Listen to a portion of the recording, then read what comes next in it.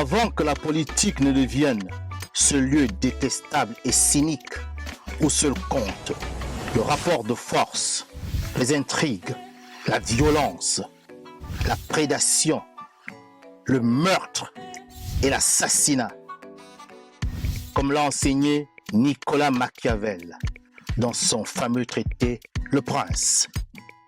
La politique était jadis portée par de nobles idées issues de la spiritualité osirienne, du fils de Ré, Osare, plus connu sous son nom grec, Osiris. Cette primordiale spiritualité, issue du matriarcat kamique de l'Égypte antique, avait pour fondement les 42 idéaux de la Maat. Sous son égide, la politique était faite pour l'homme, tournée au service exclusif du bonheur de l'humanité, quand Narimari, que l'on appelle aussi Narmer ou Ménès, fut le premier monarque de la terre, le premier homme à gouverner Kama, ou l'Égypte réunifiée au 4e millénaire avant l'ère chrétienne. Nous, la jeunesse africaine décomplexée, compétente, consciente et agissante, avons décidé de faire de la politique en nous inspirant de nos brillants ancêtres africains.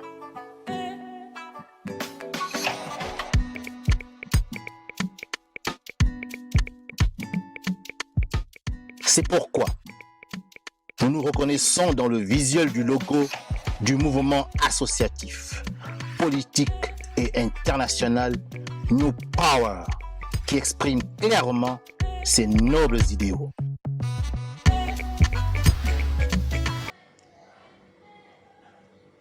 À qui appartiennent les richesses du Gabon?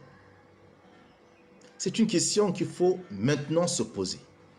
Et nous devons absolument apporter des réponses si nous voulons lever le paradoxe que nous constatons tous, malheureusement.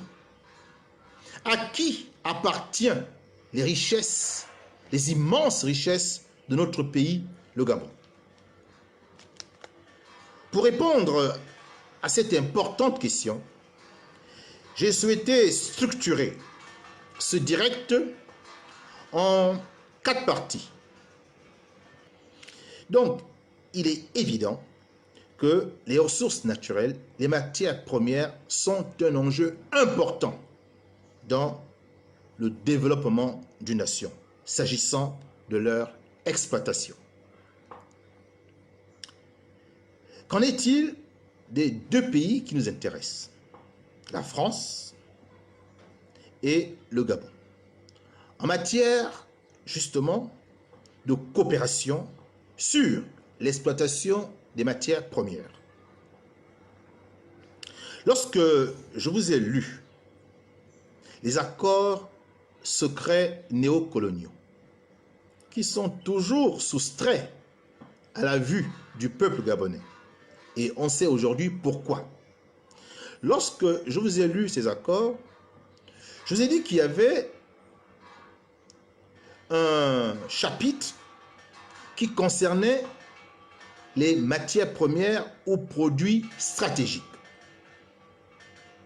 Je vais donc vous lire ce qui a été convenu par la France et le Gabon s'agissant de nos matières premières.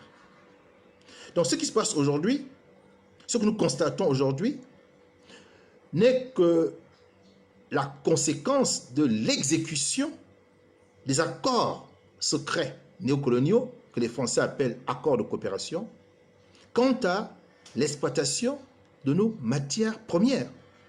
C'est écrit dans ce rapport, dans cet accord de coopération, c'est écrit. Et si vous me permettez, je vais juste lire les 5 articles qui expliquent comment nos matières premières doivent être exploitées. Je procède à la lecture. Ce sera court, mais il faut que vous compreniez les éléments juridiques sur lesquels s'appuie aujourd'hui la France et le gouvernement gabonais pour exploiter nos ressources. Alors, tendez l'oreille et soyez vigilants, attentifs. Nous ne parlons pas en l'air, nous parlons sur la base de documents que nous avons pris soin d'étudier, de comprendre, de décrypter, de scruter. C'est un travail intellectuel avant d'être politique. Accord de coopération pour les matières premières et produits stratégiques entre la République française et la République gabonaise. Juste 5 articles. Article 1er. Les matières premières et produits classés stratégiques comprennent, première catégorie, les hydrocarbures liquides ou gazeux. Donc là, on s'intéresse au pétrole du Gabon et au gaz naturel du Gabon.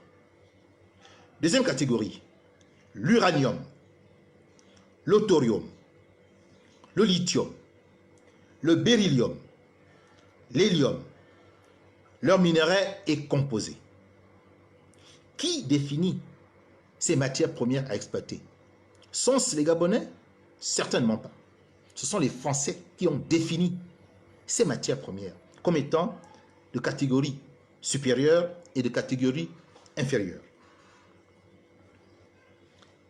L'article poursuit en alinéa 2. Les modifications à cette liste feront l'objet d'échanges de lettres entre les parties contractantes. C'est donc la France qui va toujours décider à quel moment on introduit telle matière première selon ses besoins à elle. C'est ainsi qu'il faut comprendre cet article 1er que je commente là maintenant. Article 2. La République française informe régulièrement la République gabonaise de la politique qu'elle est appelée à suivre en ce qui concerne les matières premières et produits stratégiques, compte tenu des besoins généraux de la défense, de l'évolution des ressources dans les États de la communauté et de la situation du marché mondial. Il faut comprendre ici que les États de la communauté, c'est exclusivement la France. Les États de la communauté, c'est juste pour remplir. Ce sont des accessoires. En réalité, il s'agit des besoins de la France, d'abord. Et donc, la France doit dire au Gabon, elle informe régulièrement au Gabon ce dont elle a besoin. C'est ce que veut dire cet article 2. La France dit, voilà ce dont nous avons besoin.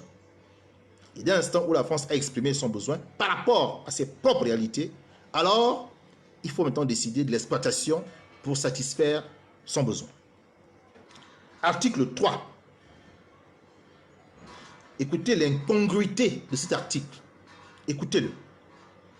La République gabonaise informe la République française de la politique qu'elle est appelée à suivre en ce qui concerne les matières premières et produits stratégiques et des mesures qu'elle se propose de prendre pour l'exécution de cette politique. En quoi un État souverain doit-il informer un autre État souverain de la politique qu'il compte mener en matière justement d'exploitation des ressources naturelles de son propre pays?